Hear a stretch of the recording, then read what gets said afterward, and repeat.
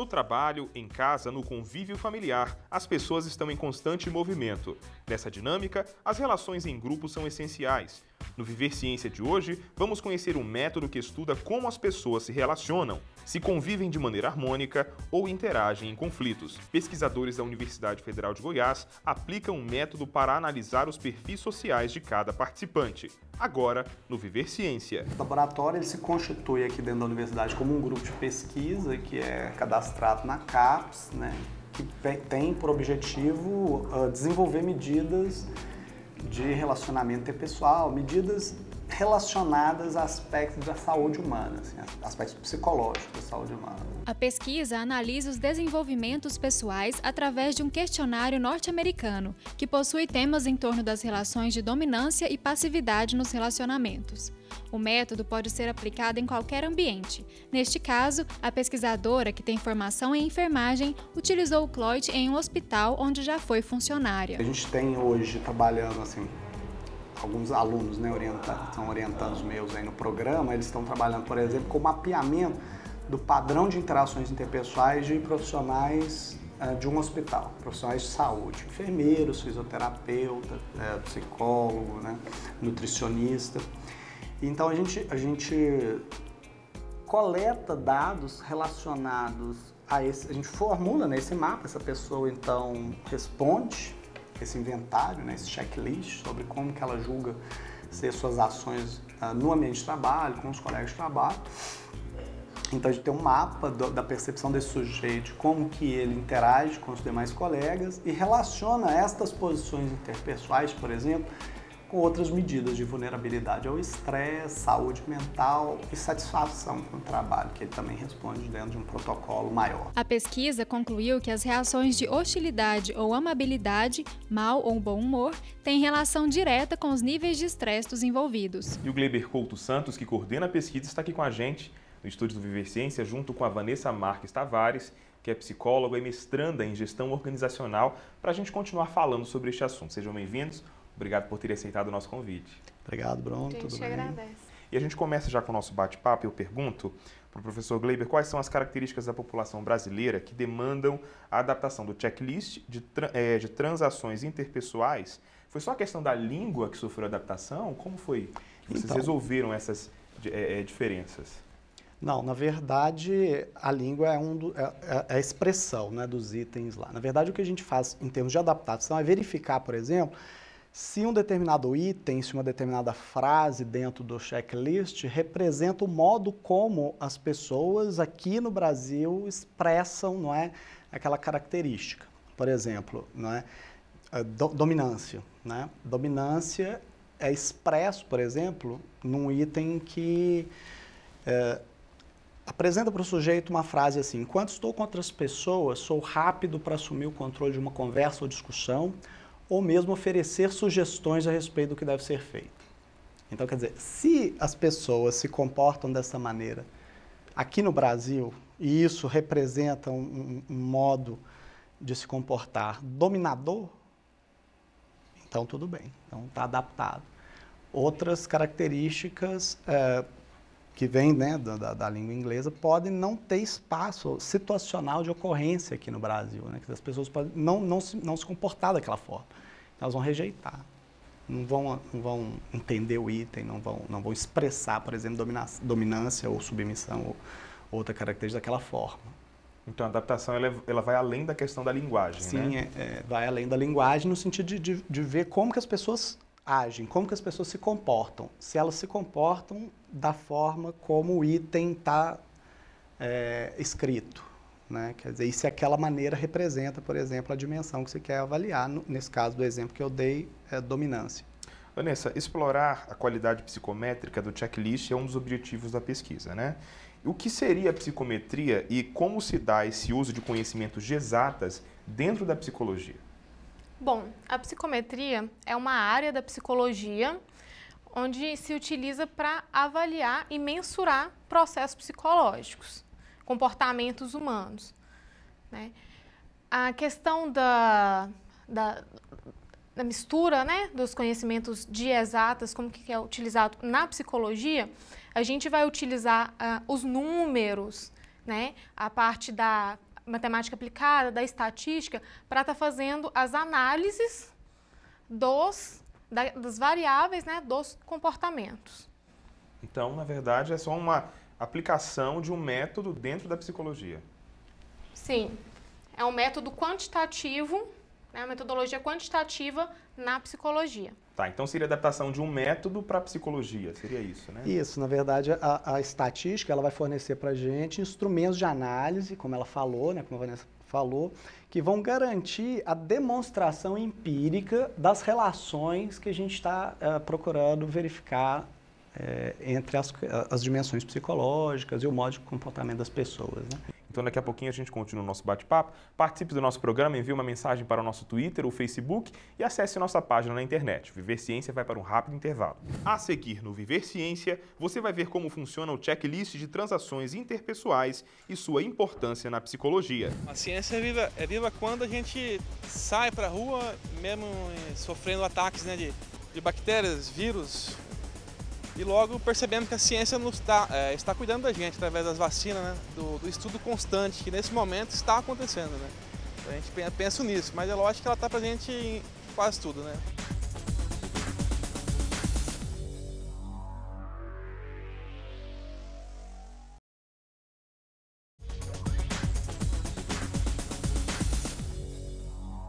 Estamos de volta aqui no Viver Ciência com o Gleiber Couto Santos, que é professor da UFG, doutor em psicologia, e com a Vanessa Marques Tavares, que é mestranda em gestão organizacional e atua como psicólogo na Prefeitura de Catalão. Estamos falando de uma pesquisa da UFG que tem por objetivo desenvolver e aperfeiçoar um instrumento que mapeia o comportamento pessoal de um determinado grupo, para que esse instrumento possa ser usado na população brasileira. Como o psicólogo utiliza o checklist nas relações interpessoais em seu trabalho? Acompanhe a matéria. O CLOIT é um inventário com 96 questões que propõe mapear como pessoas de um determinado grupo se relacionam e como se estabelecem as ações entre os participantes. Pode ser aplicado em qualquer ambiente que desenvolva atividades em grupo dirigidas por um ou mais superiores. Um exemplo bem simples pode ser as relações patrão-colaboradores. No meu caso, a aplicação do instrumento foi feita na minha pesquisa, né, na minha futura dissertação de mestrado, em que o instrumento foi levado para dentro de um hospital. Lá no hospital, nós tínhamos 3 grupos de trabalho. O primeiro grupo era uma unidade de terapia intensiva, o segundo grupo era uma clínica médica em que se tratava de pacientes semi-intensivos e clínicos, e num pronto atendimento que era referência de traumatologia da região do município de Patos de Minas. Lá o CLOIT, dentro de cada setor, nós reservamos uma sala, né, para que o sujeito de pesquisa seja confortável, tenha conforto, né, que o sujeito de pesquisa se sinta à vontade para responder o instrumento, e aí eu mesma, pessoalmente, aplicava o CLOIT junto com os outros instrumentos da pesquisa a cada pessoa-alvo, ou seja, a cada sujeito de pesquisa, a cada funcionário da enfermagem e da equipe multiprofissional. A Luísa tem graduação em enfermagem, por isso se sentiu bem à vontade em aplicar o método em um ambiente hospitalar. O maior objetivo da enfermeira é monitorar as relações e identificar a maior causa do estresse entre os profissionais da área, para contribuir com o hospital através dos resultados. A minha contrapartida para o hospital seria um diagnóstico situacional do que essas relações interpessoais poderiam estar causando, né, dentro de cada um desses setores, e depois a gente passaria isso para a gerência do hospital, né, para os setores responsáveis, para que eles pudessem ter ações pontuais. E eu acredito que, avaliando essas causas, vai ser muito importante para o hospital, principalmente para a direção do hospital e para as coordenações diretas, estarem atuando diretamente na gestão, né, dessas equipes, na gestão desses funcionários, né, e melhorando assim a qualidade de vida do trabalhador e a assistência prestada ao paciente. E a gente continua agora a nossa conversa e eu pergunto como foram recrutadas as pessoas, os sujeitos que participaram da pesquisa. Vanessa, como foi feita essa seleção de pessoas? Então, a gente, né, a amostra da nossa pesquisa foram vários grupos. Por exemplo, nós temos uma pesquisa com casais. Como que foi feito? Tem um projeto de pesquisa que trabalha a psicologia da conjugalidade, tem as alunas, né, que trabalham nesse projeto junto com a gente, Elas divulgaram esse projeto, os casais que se interessaram foram até a universidade, aí foi marcado um horário, foram coletados os dados assim, com esses casais, foram coletados os dados na universidade. Às vezes o casal não podia ir até a universidade, a aluna marca um horário, vai até a casa do casal para coletar esses dados. No caso dos casais, também foram coletados dados com universitários. Pedimos autorização para o professor, fomos à sala de aula, coletamos dados com os alunos, uma outra forma de fazer. Foram coletados dados também com profissionais, hospitais, empresas, tem toda a questão de pedir autorização, ir até a empresa, falar com o responsável. Professor, quais são os aspectos que estão sendo analisados no método, né? Como funciona melhor? Eu peço até que o senhor dê exemplos para que a gente compreenda melhor como funciona. Tá, então o objetivo principal é verificar as propriedades psicométricas do checklist para que a gente possa, né, para que os profissionais de psicologia possam usá-lo depois com segurança. Então as propriedades psicométricas são precisão e validade. Quer dizer, o instrumento ele tem precisão, ele é preciso para avaliar as características interpessoais que ele se propõe. E ele é válido, ou seja, as interpretações que são propostas para os resultados que o psicólogo encontra ali quando um sujeito responde, né? Quer dizer, a gente formula um mapa. Aquele mapa, de fato, representa e pode ser interpretado da maneira como nós propomos. Essa que é a nossa preocupação, de oferecer, então, uma ferramenta que seja precisa e válida. O projeto ele é uma parceria entre vários professores e instituições também. Como funciona essa dinâmica da pesquisa, essa ligação entre as pessoas que participam da análise? Pois é, então, na verdade, assim, essa pesquisa ela é bem antiga. Eu comecei com o estudo desse instrumento lá, eu era aluno de graduação em Belo Horizonte, né, na PUC de Belo Horizonte, um professor que hoje, né, meu colega, que é membro da pesquisa também, que é professor na PUC aqui de Goiás, aqui em Goiânia. Na época ele estava em Belo Horizonte, ele tinha acabado de chegar da Bélgica e trouxe na bagagem esse checklist e fez uma apresentação mostrando os dados de um paciente que ele tinha usado esse instrumento. Eu, como aluno de graduação, achei interessante, fiquei muito interessado naquele método. E de lá para cá, a gente conversamos com o autor americano, né, que nos concedeu os direitos autorais para a língua portuguesa aqui no Brasil. E nós começamos um processo de tradução e adaptação, que em 2005 teve o seu primeiro artigo publicado. Né? Em 2005 é um marco, assim, que a gente publicou o primeiro estudo sobre o instrumento aqui no Brasil. E como é que é isso? O autor original da escala, o americano, Donald Kizner, ele veio a falecer em 2007, né? Então ele deixou para a gente de herança esse checklist aqui. Antes do falecimento dele, a gente fazia teleconferência, né? A gente conversava, né, pela Skype. Eu em Belo Horizonte, o Louco já estava aqui em Goiânia, ele lá nos Estados Unidos, na Virgínia. A gente conversava pela internet, discutia esse processo todo de adaptação. E eu quero saber dos dois agora, qual está sendo o maior desafio da pesquisa, que não seja aquele que você já colocou para nós inicialmente, que é a coleta de dados, né, Vanessa?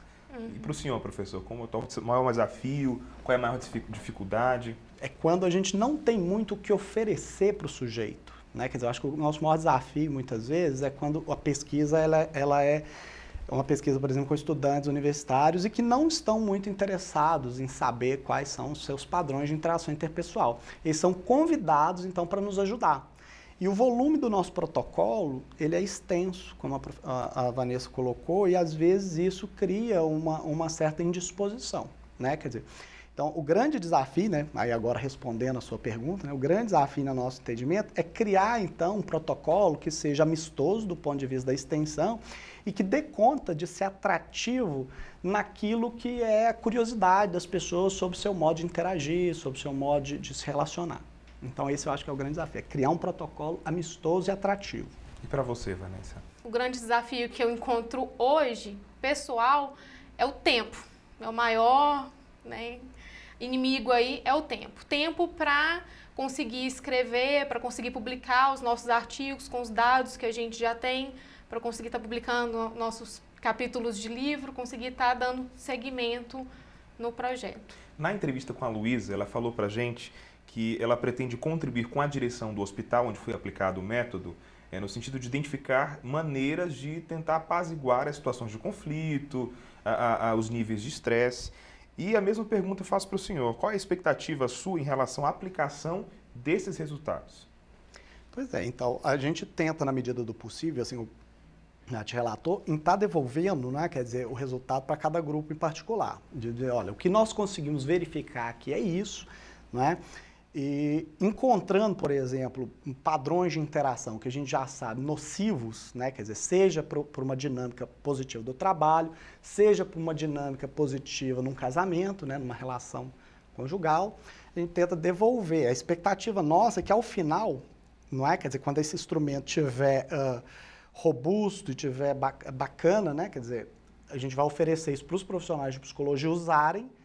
E essa ferramenta, então, vai permitir, não é, uma facilidade para capturar essas interações e, então, reverter os resultados aí para as pessoas. Nós vamos para um rápido intervalo, daqui a pouquinho a gente volta. Daqui a pouco, no Viver Ciência, nossos entrevistados respondem a perguntas de um especialista e você vai saber como fazer pesquisa na área de psicologia na UFG. Bibliografia é o conjunto de artigos, livros, textos, teorias sobre um determinado assunto.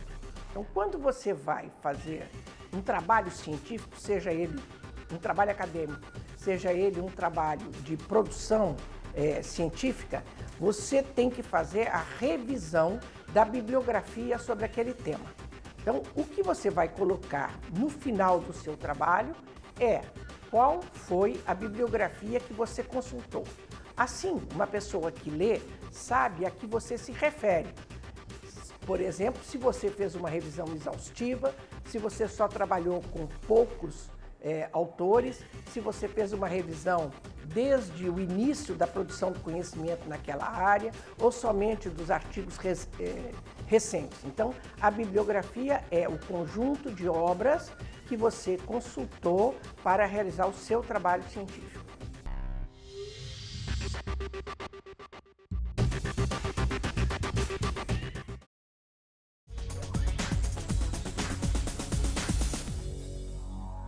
O Viver Ciência está de volta e estamos falando de uma pesquisa da UFG que adaptou um questionário norte-americano de psicologia para uso na população brasileira. Quem vai fazer perguntas sobre o assunto agora é a professora Mara Rúbia Orsini, doutora em psicologia. No geral, a que tipo de população o CLOIT se destina? Vanessa, por favor. Então, a população a que o CLOIT 2 se destina é a população adulta, porque pela compreensão com os itens do instrumento.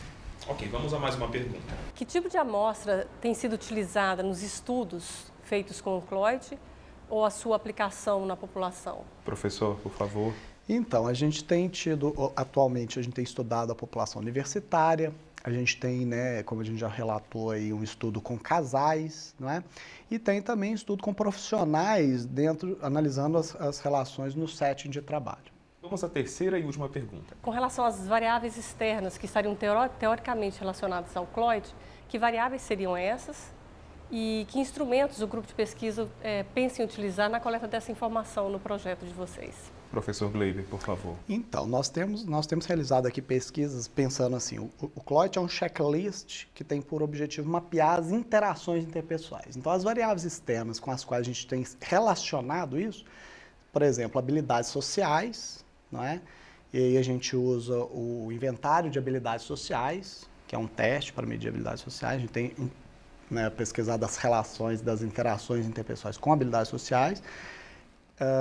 Saúde, né? Saúde psicológica geral, saúde mental em geral, especialmente estresse, depressão. E aí para relacionar os dados a gente coleta informações utilizando o questionário de saúde geral, não é?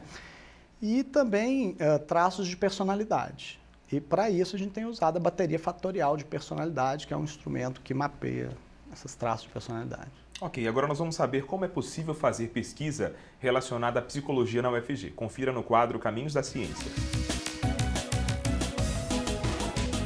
O mestrado em gestão organizacional, né, ele é composto e relaciona-se com os professores dos cursos de administração, engenharia civil, engenharia de produção, engenharia de minas, a enfermagem, a pedagogia, ciências da computação e biologia. Todos numa interface, numa interdisciplinariedade em que discuta a gestão de organizações, gestões de qualquer natureza, gestão de qualquer especificidade. Existe a regra dentro da Universidade Federal de Goiás que o aluno pode, a partir do momento que ele entra, já compor equipes voltadas para a produção de conhecimento e se capacitarem como jovens pesquisadores, o que é a ideia do termo de iniciação científica. O programa de pós-graduação em gestão organizacional ele ocorre atualmente no nível de mestrado profissional. O programa tem duas linhas de pesquisa.